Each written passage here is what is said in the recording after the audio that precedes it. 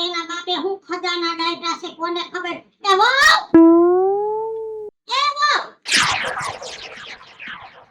રોહડા રોહડામાં હું કરે 3 કલાક થયા લોટ બાંધી દીધી બસ એટલે લોટ બાંધતા આટલી બધી વાર લાગે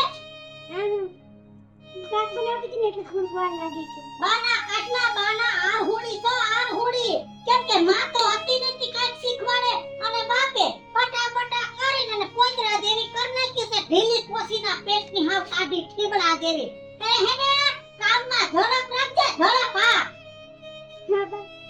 ખતર કામ હોય પીલુડા પાયમાં પીલુડા હેની પાડસ પીલુડા નથી કાઈ મોત પડી જાતો કે નથી તને મારી નાખતા આમ આદુ પાટું ઠોકી કે મરી જાય એમ ના તમે એવું તો હું કે તમે મારો આટલો હતી કે હું તાકી રાખ્યું છે એક એક કામ હરખું કર્યો નાના પોપટ બાપાને ઘરે જ સમજી ગયા અને કીધું કે હોવ તું રોટલા ઘડવા બેહી જા કેમ કે મારે આબરૂને લીધે મારે બેહાડવી પડે રોટલામાં તારા બાપના માથા જેવડા ભમરા પાડ્યા આખા ગામની ડોહીએ મારા દાંત કાઢ્યા પણ બાપે જાણી જોઈ નતું કહેલું કે ભમરા પડી જાય મને હવે થોડો સુખ થતો હશે આ મોબાઈલમાં કામ કઈ તારું અટકાઈ દઈશે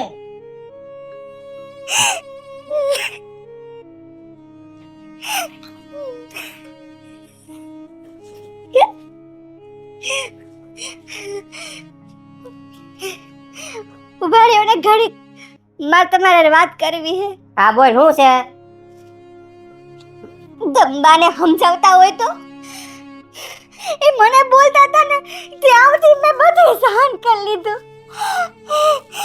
માને યાદ તો ગઈ દીધું મારી માં તો સ્વર્ગવાસ હોય ગઈ એનો હું વાક્ય ને આવું સાંભળવું પડે અને આજ તો મારા બાપ ને નો મુઈ કેમને બોલવામાં એ આ તારા હે ને ધતિંગ બંચા બધા બંધ કર અને બા કહેતા હોય ને એ વિચારીને જ કહેતા હોય અને તારામાં બુદ્ધિ જેવો સાટો તો હે નહીં આ વાતોની ઘરે ગઈ હતી આ રોટલામાં ભમરા પાડીને આવી અમારી આબરૂનું તો કઈક વિચાર કર જાણી જોઈને કાંઈ નથી કર્યું હાચું કહું મારા બાપાના હમ ખાઉં મેં હાચું કહું જાણી જોઈને નથી કર્યું મેં એ તારા ધતિંગ બંધ કરીને માર રોજ ચાલતું જા જા કામ કર તારું કામ ના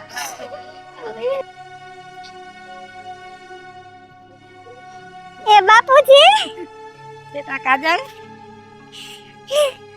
સારું છે હારું તમને કેવું છે મને તો સારું છે પણ બેટા તારું મોઢું જોતા એવું લાગે છે કે તને કઈક તકલીફ છે ના ના બાપુજી આ તડકો છે ને દહીં ઉતારવા ગઈ હતી એટલે તડકામાં એને મોઢું થઈ જાય બાકી મને કાંઈ તકલીફ નથી બેટા તારે હાહુ તને હેરાન નથી કરતી એ ના હા હું તો મને કાંઈ હેરાન નથી કરતા દીકરીના ઘોઈને રાખે છે મને બેટા જમાઈ તને હેરાન નથી કરતા ને અરે જમાઈ નથી હેરાન કરતા હાથના આમ રાખે છે હું પાણી માંગુ તો દૂધનો પ્યાલો મને આપે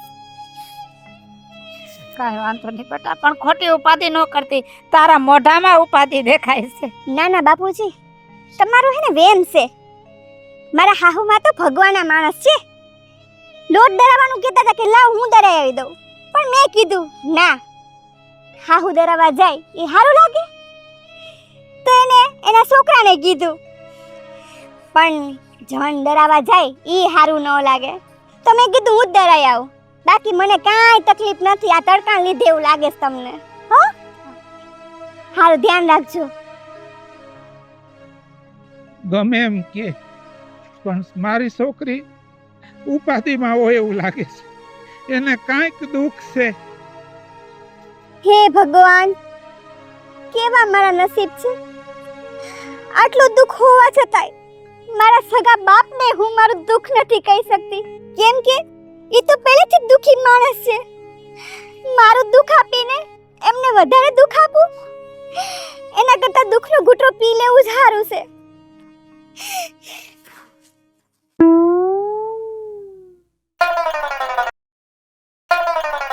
આય તો બેસ તો હું કાલ ગુણ કરતી હતી મારા હાથા કરતી હતી બીજી કઈ વાત હતી ના બાપા ના હવે પાણીપુરી ની વાહ પડી છે પાણીપુરી ખાવી છે તે લઈ જવાનો છો તો લઈ જાવી જોઈએ ને વાહે પડી છે. એ લઈ જા તો નહીં મીઠા તાઈ ના લઈ જા તો નહીં. આ તો ઝેરી રહી નાગણ ને દૂધ પાવાની વાત છે. હું કાંટો કાઢવાનો વિચાર કરું ને તું કાંટાને આમ ધક્કો મારતો દસ. પર જો આ બાઈમાં કાંઈ દમ નથી. સપર પગી છે, અકર્મી છે, બુંથિયારી છે બુંથિયારી. ઈ આવી પછી ઘરમાં કાંઈ માજો છે નહીં. અને તારે ધંધામાં કાંઈ છે? ધંધો હાવ મંદો થઈ ગયો ને આમ 2 જગ્યાએ મારા પૈસા લેવાના ઈ અટકી ગયા હે. હું તો એમ કહું છું. અને જો આમાં બાઈ જેવું કાંઈ છે નહીં. માં તો હતી નહીં. બાપે કાંઈ બાઈના ગુણ દીધા નથી. કાંઈ આવડે છે હે? ધોરા ઢાંઢા જેવી હાવ રોજાલા જેવી હાલે તો એમ થાય છે કે મરતી મરતી હાલે છે. કામ કરે તેમ થાય મરતી મરતી કામ કરે. આમાં કાંઈ દિવેલ છે નહીં. તો મારા દીકરા 3 મહિના નો થાય બીજી વાર બીજે હારી આમ ટના ટન બાયડી ગોતી આવી દે. આને કાઢી મૂકવાની છે. તમારી વાત બધી હાચી. ઈચ્છા તો મને હે આને કાઢવાની. આ જાય ને તો હારું. હુંય કંટાળ્યો હું. મારી જેમ અત્યાચાર ચાલુ કર દે. પંદી કાંઈ વાંક નતો મને ખબર છે. તોય 2 પાટા ઠોકી લીધા તા ને. એવું કર્યું તું? કારો ઝુલમ ચાલુ કર દ્યો. આ ફૂડી વઈ જાય. ઈ વાત હાચી. હવે હુંય ચાલુ કરી દઉં. ક્યાંક ગઈ છે હમણાં આવશે. તારા ખેલ ચાલુ કરી દેજે. હું રૂમમાં છું ત્યાં હું બેસું. હા મોઢું તો દેતો જ નહીં. હવે થોડો દો એનો. કાઢવી છે હવે તો કાઢવી. ટાઢા પાણીએ ખા કાઢવી છે. કેમ કે હું બીજું બોલું નહીં કાંઈ બીજું.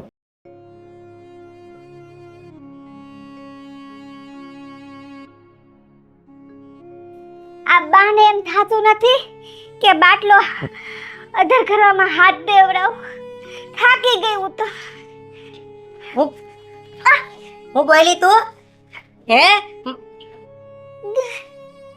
મારી માં ઉપાડશે બાટલો એમ? હું એમ કહેતી હતી કે હાથ દેવડાવવાનું કહેતી હતી. હું ઉપડાવવાની વાત નથી કરતી. હું એકલા નથી પણ હું હતી ભેગી. એમને તારા હાથ ભાંગી ગયા હે? હે ભાંગી ગયા તારા હાથ? આ ઉપાડ હાથે અને મૂક અંદર. હો તમ લેવડાવો ને થોડીક હાથ દેવડાવો ને થોડો. નહીં હું નહીં અડબ. તારે જરૂર છે ને બાટલાની? તું લઈ આવી ને તો મૂક્યા અંદર. અને સાંભળ તારી હે ને હમણાં જીભ આમ દીપ પર ધીરે બહુ વધતી જાય છે. તો હું કહેતી હતી બાને વચમાં હમણાં હું કહેતી હતી કે તમે મને કામમાં કઈ હેલ્પ નથી કરાવતા ને હંજવારી હું કરું ખાલી પોતું કરી તમે નાખો ને. ઈ તો હું એમ કહેતી હતી કે થોડોક હાથ દેવડાવતા તો કામ જલ્દી પતી જાય એમ. એકેય કામ નહીં થાય. તારે કરવું હોય ને તો કરજે હો. બાકી તારા લબાચા ભરીને ઉપર ઘરની બહાર. એટલે તમે આવું કેવા માંડ્યા? તમારા સહારે તો હું આ ઘરમાં રહેતી હતી અને તમે આવું બોલો છો? તારા ધતિંગ પંચાય ને બધા બંધ કરી દે બરાબર છે. અને છાની મુની કામ કર.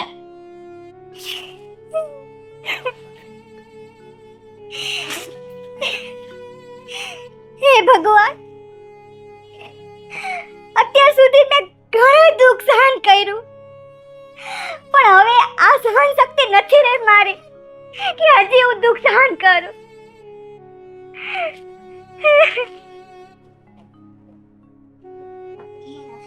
અત્યાર લગી મારે હાહુ મને મારતા હતા. હવે તો મને મારો ઘરવાળોય મારવા માંડ્યા.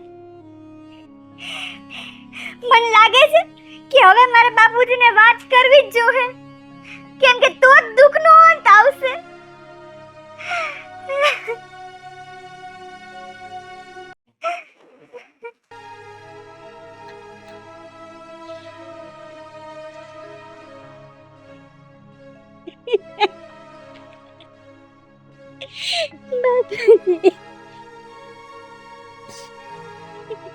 બેટા કેમ રો વસ્તુ બોલ.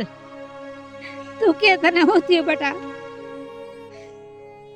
બાપુજી, અત્યાર લગી મારા હાહુએ બહુ જુલમ કર્યા મારા ઉપર પણ હવે તો તમારા જમાઈએ મારા ઉપર હાથ ઉપાડ્યો, મને માર્યો, મને નો બોલવાના વેર બોલ્યા. નથી સહન થાતું બાપુજી, નથી સહન થાતું. જો બેટા, હું બાપ છું ને એટલે તને આવી શીખામણ દઉં છું. દુઃખને સહન કરતા શીખો બેટા. જેમ ઝેરના ઘૂંટડા ઉતારી જાય ને એ દુઃખના ઘૂંટડા ઉતારતા શીખી જાવ બેટા. જિંદગીમાં દુઃખી નહીં થાવ. બેટા આ જ ઘર છે. જ્યારે તારી માં નાની તારા જેવડી હતી ને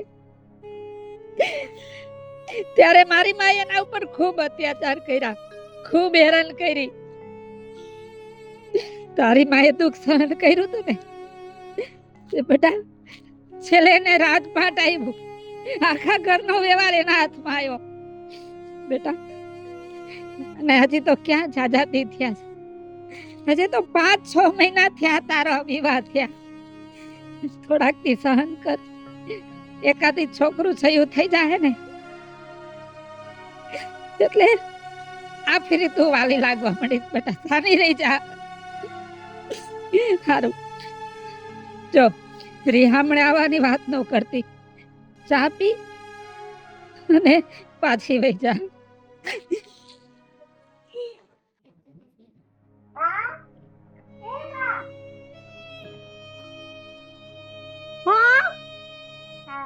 શાક લઈને આવતી રે બા. આટલું શાક લેવામાં તે રોંઢો કર્યો, કેમ આટલી બધી વાર લાગી? બા હું છે ને બાપુજીના ઘરે ગઈ હતી. ઠીક, એટલે વાલા મોય મને એમ કીધું કે બા તમારા પગ દુખે, તમારે બકાલું લેવા નથી જાવું એમ કરીને તારે સટક બારી ગોતવી હતી. અને તારા બાપની ઘરે ગઈ મારા ઘરના વગોવણા કરવા, મારા હાંધા કરવા. હે નાના તારા બાપને તું કઈ આવી છો કા બધુંય? મારા ઘરના બધાય વાત વિચાર તું કરી આવી છો.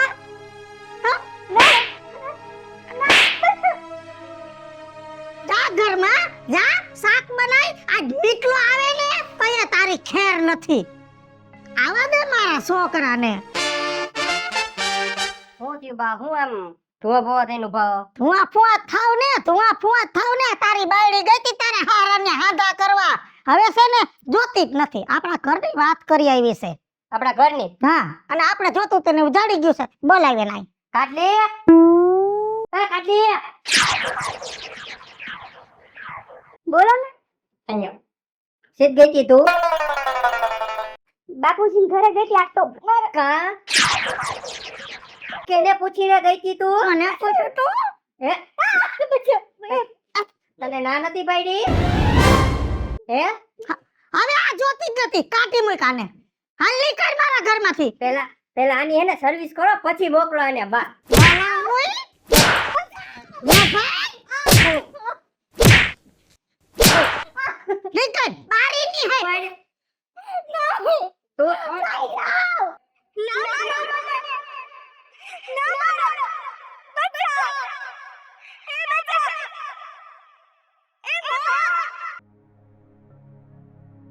આ તો મારી કાજલીનો અવાજ હોય એવું લાગે છે. મને કેમ આવા ભણકારા વાગે છે? નક્કી મારી દીકરી દુખી થતી હોય તો જ એનો રોહનો અવાજ સંભળાય. જઈ આવું મારી દીકરી પાસે. હોય જા તો શું? આન પડ અને એને બહાર કાઢો. આને થતા મારે ઢળીને કાઢવી છે. ભાઈ જા ભાઈ જા. હું તું જા. હું તું વહી જા. અરે વહી નહીં જાય, હું લઈ જઈશ. મારી દીકરી છે. તમે એવું ન વિચારતા કે મારી દીકરી નોધારી છે. હજી હું એનો બાપ બેઠો છું. અરે મારી દીકરી પરણીને આવી હજી તો 6 મહિના નથી થયા અને આટલો અત્યાચાર મારી દીકરીમાં ખામી શું છે? તારી દીકરીમાં લેવાનું હું છે? કાઈ કાઢી લેવાનું નથી. કાઈ આવડતું નથી. અને ઉપરાણું લઈને હું ધોઈડો આવ્યો છો. દીકરીનો બાપ થઈને ઉપરાણું લેસ. ભૂંડો લાગસ ભૂંડો.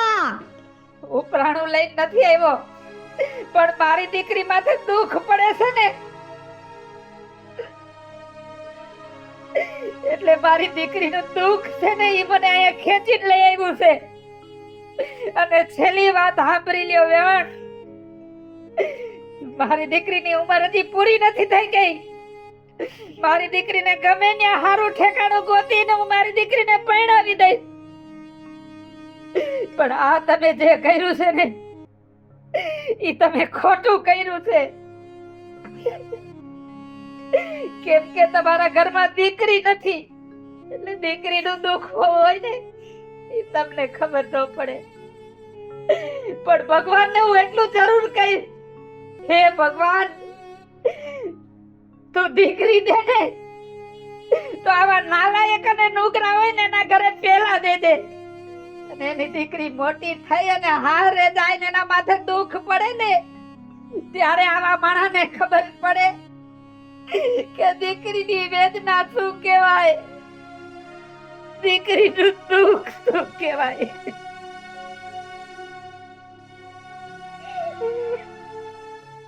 હાલો મિત્રો, હું છું ધનસુખ ભંડેરી ઉર્ફે વિજુ, બોલું નહીં કઈ બીજું. હાલો મિત્રો, હું છું રાજેન્દ્ર પંચાલ ઉર્ફે રાજ્ય. હેલો મિત્રો, હું છું મિતેશ લાખાણી. જય બાલાજી મિત્રો, હું છું કાજલ સુપરપુત્રા. અને મિત્રો અમારી યુટ્યુબ ચેનલ છે બે, એકનું નામ છે વીજુડી કોમેડી ઓફિશિયલ, બીજુંનું નામ છે રાજ્ય ઓફિશિયલ કોમેડી. બંને ચેનલને લાઈક કરો, શેર કરો અને સબસ્ક્રાઇબ કરો.